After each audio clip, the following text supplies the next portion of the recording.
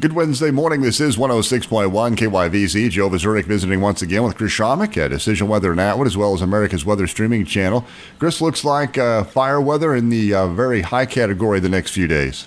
Yeah, Joe, we're going to watch. We got all kinds of weather that's going to be between storm systems. We had this April Fool's storm system that came through here and kind of missed us. It took that snow up to the north and took the severe weather to our south and east. And yesterday, that system moved into the Ohio Valley, and we did a live coverage of that for 5 hours on the America Weather Streaming Channel's live coverage.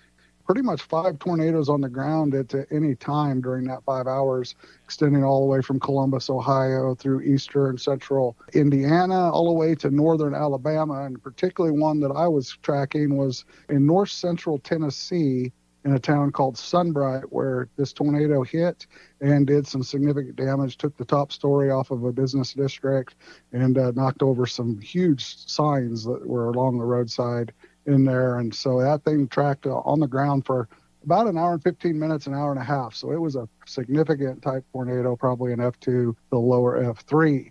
And again, they had lots of hail like we saw in Kansas, 2-3 inch type diameter. Actually, 2 was probably the max there to the east, but here in Kansas, got up there close to 3. What we got to look for ahead is we got another system, actually 2 waves of energy that will be out to our west. First one will come through here on Saturday. The next one will follow on Tuesday. So if you're trying to get to the eclipse on Monday, you're going to be between those systems, and one will be moving away into the Midwest, into the east, and another one coming through the south, taking a track through Oklahoma and Texas, and that's right where that eclipse is tracking. So if you're going to be trying to go down there and watch that, you're probably going to look for northern Arkansas, southeastern Missouri, Mississippi Valley area is probably where you'll have 25-30%, maybe some less coverage to go track that eclipse.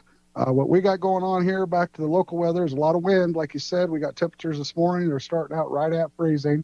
Winds have died down from yesterday. We saw gusts pretty much all day, 30 to 40 miles per hour.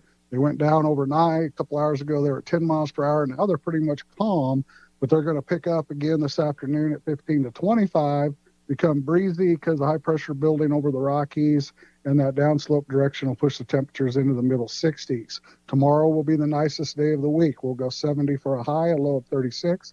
Winds will turn to a south-southeast direction. They don't pick up until evening overnight when they go 15 to 25 miles per hour. Then on Friday, those south-southeasterly winds go 20 to 40 miles per hour, and that's going to push our temperatures up into the middle 60s. Overnight lows from tonight through Friday night will range 35 to 45. And then we've got a fire weather watch in place on Friday. That's particularly for the areas to the west of Highway 25. There's dry conditions there.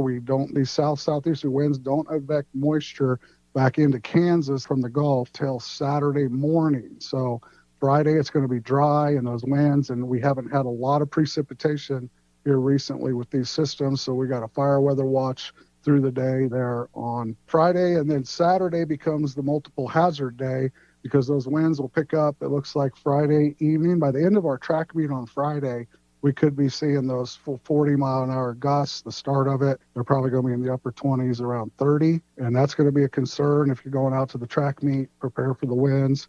And then the storm system will come through on a dry line Saturday. That thing looks like between noon and 3 p.m. It'll be a line from, it looks like Trenton to Oakley is where those storms will fire up there early into mid-afternoon, then take off to the east. That could have severe weather with it, large hail and damaging winds, because the wind speeds are already going to be upwards to around, the peaks look like about 57 miles per hour during the early morning hours heading into Saturday. So windy Saturday, storms possible, blowing dust possible, and then we'll get some wraparound precipitation on Sunday. Could see some light rain showers, maybe some snow up in the Nebraska Panhandle or out in Colorado, and just briefly there in the morning, probably not a lot of accumulation. And then we'll have an in-between day, Monday, Tuesday. That other system, it looks like it'll take a track to the south. Keep an eye on that, but it could bring some severe weather to southwest Kansas, south central Kansas, and of course, maybe some rain showers here on Tuesday. Temperatures start next week will be in the 50s, 60s, and lows a degree or two below or above that freezing mark. Once again, that's Chris Sramek at Decision Weather in Atwood, as well as America's Weather Streaming Channel. For KYVZ Radio, I'm Joe Vazurek.